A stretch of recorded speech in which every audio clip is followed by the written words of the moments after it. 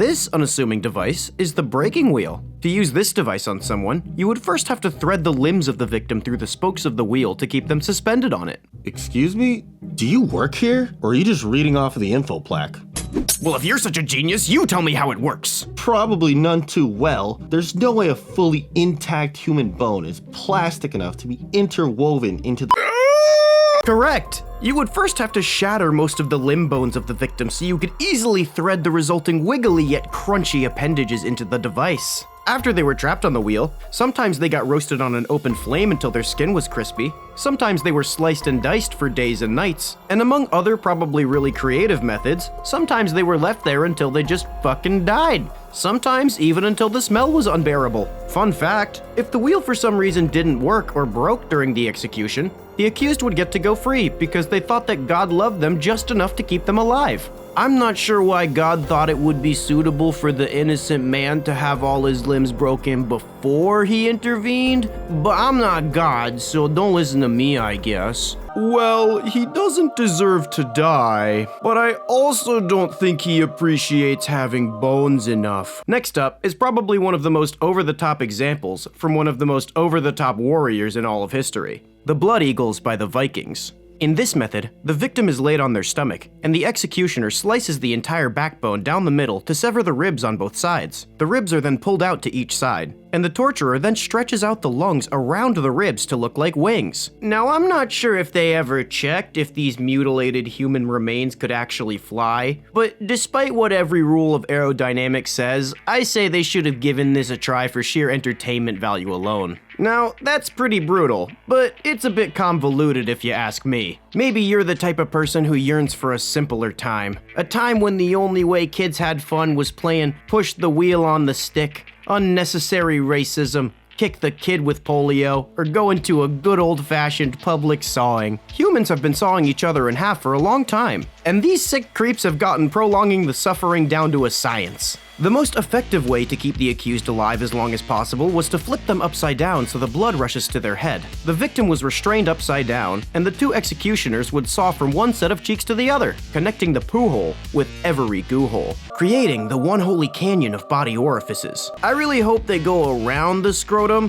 because the only thing worse than getting sawed from taint to head is getting sawed from sack to scalp. Fun fact, the Roman Emperor Caligula had people sawed in half while he ate, because something about it appetized him. Humans be like, the internet causes violence. Humans before the internet be like, saw go burn. Maybe sawing in half is a little too barbaric for you. Now, I'm not saying anything crazy like we should use punishments that aren't inhumanely violent for seemingly minor crimes. I'm just saying let's get creative with it. If that's the case, the next method is for you. Next is being drawn, hung, and quartered. In this method, the accused was hung until the brink of death, but similar to the intended method for autoerotic asphyxiation, they were cut down before they died. The executioner would then sever their lever, remember to disembowel of course, dismember their members using some horse, and burn the corpse to embers to show no remorse. Fun fact, did you know that some species of bamboo can grow almost 3 feet in only a day?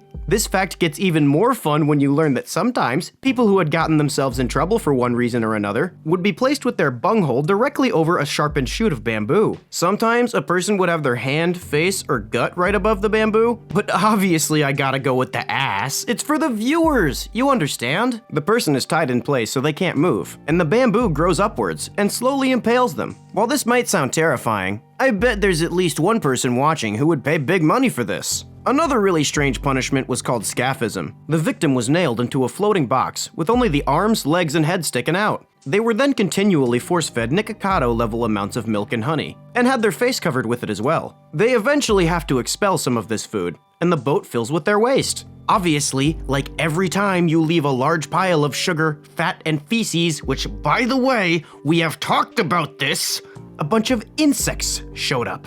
They begin to feast on the pile of sugar and poop, and also the victim's skin and internal organs, which are also full of sugar and poop. Fun fact, flies like to lay their eggs in rotting meat, so I'd be willing to bet they were laying their eggs in this still dying victim. Anyways, the victim slowly dies by insect food orgy, and they all lived happily ever after. One particularly twisted punishment that was sometimes utilized was being sewn up in a sack. The sack was then usually thrown into a large body of water so that the accused would drown. In the worst version of this punishment, they threw in an ape, a venomous snake, and just to make sure it was overkill, they threw in a dog and a chicken too before throwing it in the river.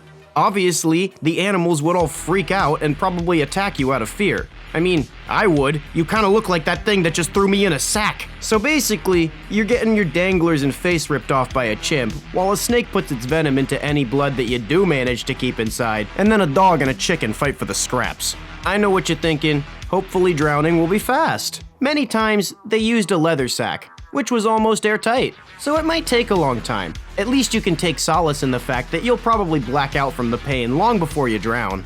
Damn.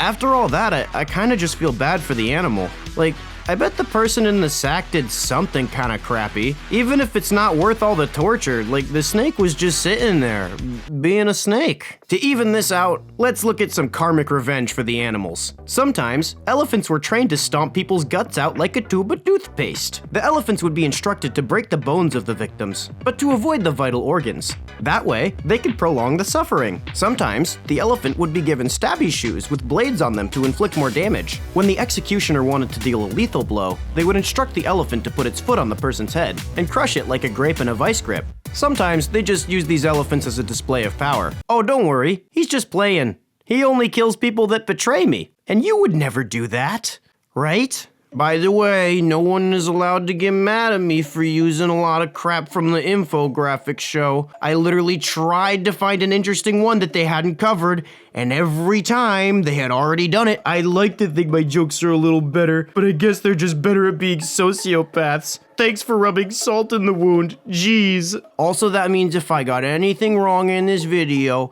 it's all their fault. If you like this video and want me to cover more horrific historical shit, you should like, comment, and subscribe with all notifications enabled, or I'll torture you to death. Shout out the inner circle. Love y'all.